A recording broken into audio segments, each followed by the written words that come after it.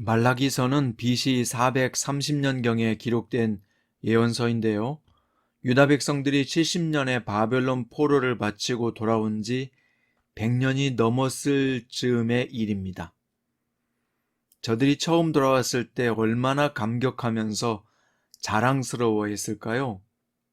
학개와 스가랴의 메시지를 듣고 성전을 완공했을 때, 성전에서 제사를 다시 드리게 되었을 때, 에스라의 강력한 결단을 촉구하는 말씀을 들었을 때 그들은 세상의 모든 것을 다 가진 것처럼 흥분했고 즐거워했을 것입니다. 그런데 100여 년의 시간이 흘러가자 자신들이 기대했던 하나님의 언약이 성취되지 않았어요. 여전히 강대국의 지배를 받으며 압제에 시달리고 있었고요. 고대하던 메시아는 오시지 않았으며 오히려 이방 나라들은 점점 더 강성해지기만 했습니다. 그러다 보니 유다 백성들의 신앙 중심이 흔들렸고요. 각기 자기 먹고 사는 데만 열중하게 되었고 자연스럽게 예배와 제사는 뜨거운 감자가 되고 말았습니다. 오늘 말씀은 말라기 3장 7절부터 12절 말씀이고요. 그 중에서 7절과 8절을 읽겠습니다. 만군의 여호와가 이르노라 너희 조상들의 날로부터 너희가 나의 규례를 떠나 지키지 아니하였도다. 그런즉 내게로 돌아오라. 그리하면 나도 너희에게로 돌아가리라 하였더니 너희가 이르기를 우리가 어떻게 하여야 돌아가리까 하는도다. 사람이 어찌 하나님의 것을 도둑질하겠느냐. 그러나 너희는 나의 것을 도둑질하고도 말하기를 우리가 어떻게 주의 것을 도둑질하였나이까 하는도다. 이것이 곧 11조와 봉헌물이라. 아멘. 오늘 말씀의 제목은 11조는 성도에게 무엇일까? 입니다. 하나님은 신앙 중심이 흔들린 유다 백성들에게 그냥 넘어가지 않으시고 선지자 말라기를 보내서 돌아오라고 촉구하셨습니다. 이스라엘 역사에 보면 하나님을 섬기다가도 금방 죄악에 빠지는 일이 많았죠. 하나님은 그때마다 돌아오라고 하셨는데 오늘 본문에서도 그런즉 내게로 돌아오라. 그리하면 나도 너희에게로 돌아가리라 말씀하셨습니다.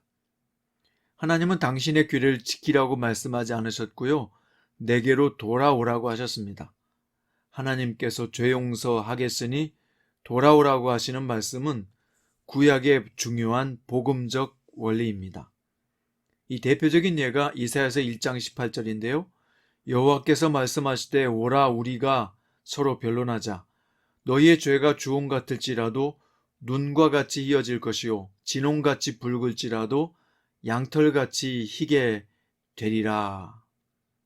또 에레미야 4장 1절에도 보면 이스라엘아 내가 돌아오려거든 내게로 돌아오라.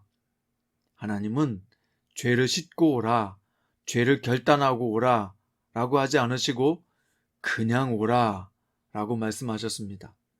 이 점이 매우 중요합니다.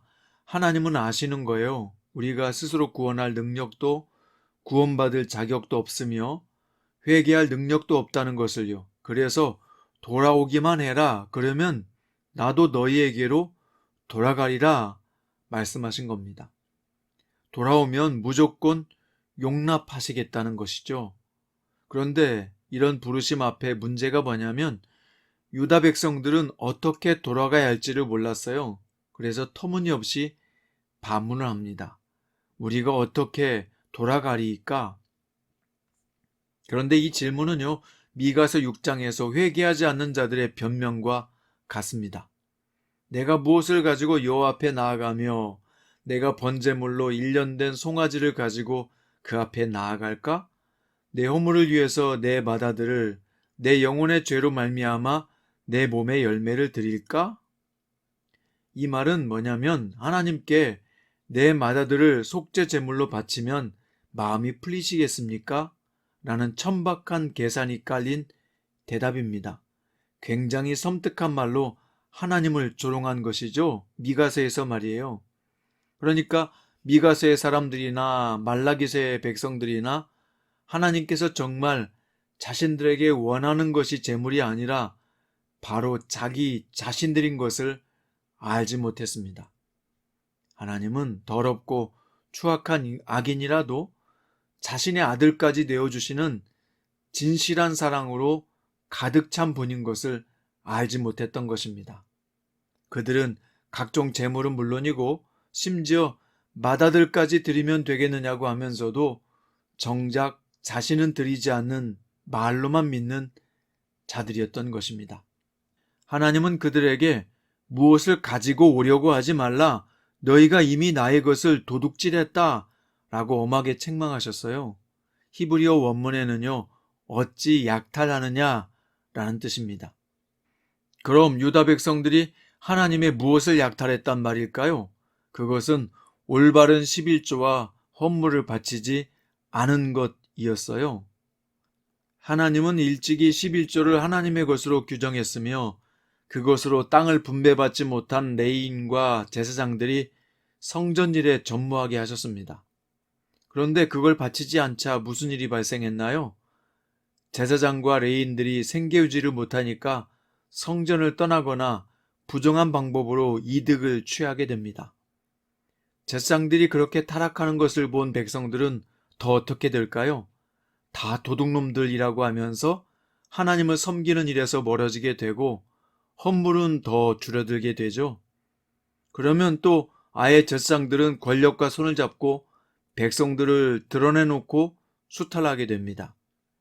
말라기 시대에는 마치 톱니바퀴가 맞물려 돌아가는 것처럼 악순환의 반복이 계속 더 일어나게 된 겁니다. 자, 오늘 본문에서 11조에 대해서 말씀하신 하나님의 말씀의 핵심은 뭘까요? 세 가지로 말씀드릴 수 있습니다. 첫 번째, 하나님께 11조를 드리지 않는 것은 하나님을 경외하지 않는다는 직접적인 표징이라는 것입니다. 두 번째, 11조를 통해 하나님을 경외함을 결단하게 하신 것은 연약한 사람에게 베푸시는 놀라운 은혜였습니다. 11조를 드림으로 말미암아 하나님을 경외하도록 결단하게 하시는 것이죠.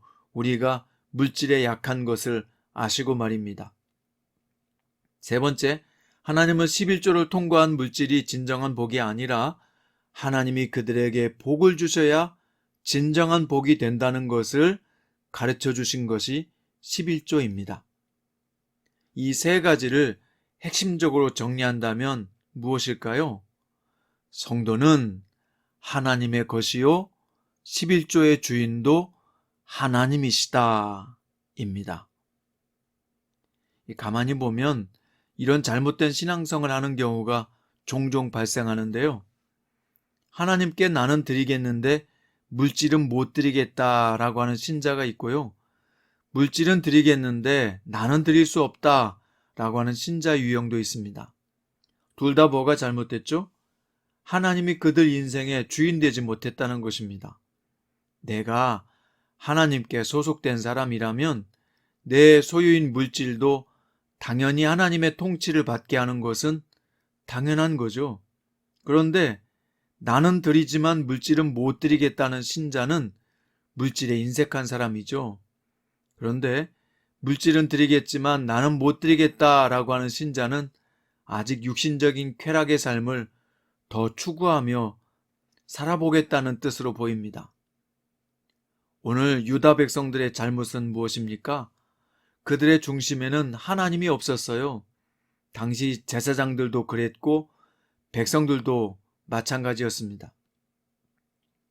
하나님 중심이 아니니까 자기 중심이죠. 자기 소견에 옳은 대로 자기의 보기에 좋은 대로 행했던 시대임을 짐작할 수 있습니다.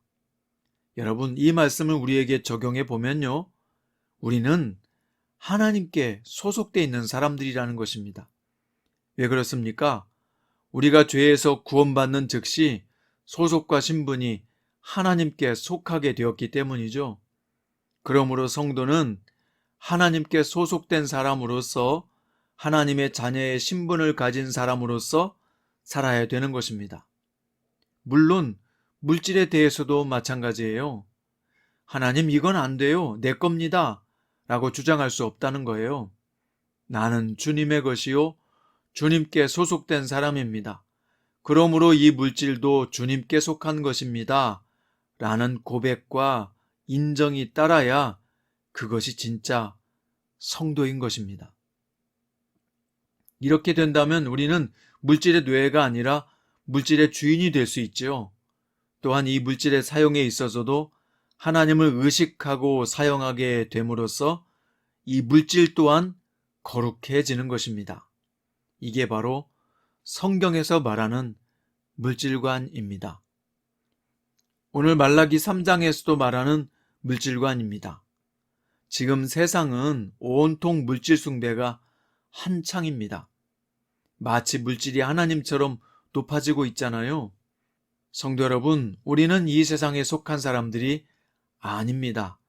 오늘은 이 예수님의 한 말씀을 읽으며 마치겠습니다. 어리석은 자여, 오늘 밤에 내 영혼을 도로 찾으리니 그러면 내 준비한 것이 누구의 것이 되겠느냐? 기도드립니다. 우리의 생명의 주인이신 하나님, 오늘 우리는 여호와께로 돌아오라는 주님의 말씀을 들었습니다. 오늘 주님께로 돌아갑니다. 언제나 주님께로 돌아가게 하시고 물질 때문에, 돈 때문에 하나님의 자녀로서 누려야 할 진정한 복과 행복을 빼앗기는 어리석은 자가 되지 않게 하옵소서.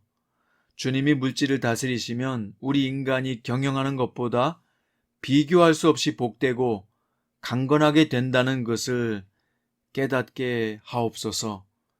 인생의 주인이신 예수님의 이름으로 기도드립니다.